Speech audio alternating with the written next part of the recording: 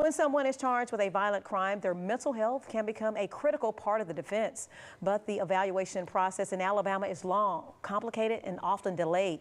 News 18's Dallas Parker explains how that's affecting cases across the state.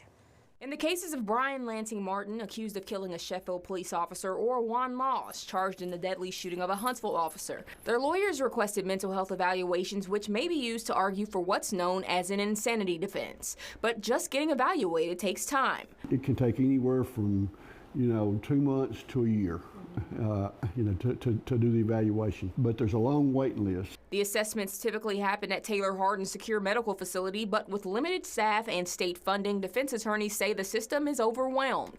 They don't have enough personnel at Taylor Hardin to take the number of people that you have to be evaluated. That not only delays trials, it leaves defendants in jail for months, sometimes years, without a conviction.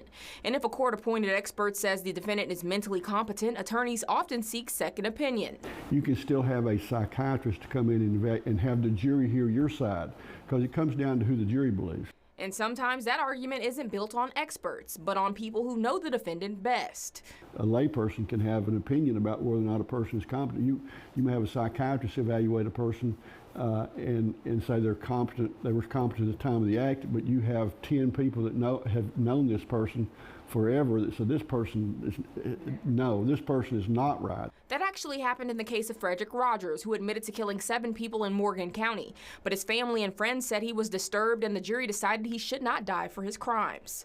If a defendant is found not guilty by reason of insanity, they generally remain in custody. They're kept there until it's determined that they are competent to be released, that they're no longer a threat to themselves or to the public. Attorneys say until more resources are added at the state level, mental health defenses will continue to delay justice, both for defendants and for victims' families. Dallas Parker, News 19.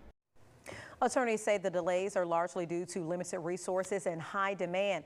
Until the process speeds up, mental health evaluations will likely continue to play a major role in how and when cases move forward.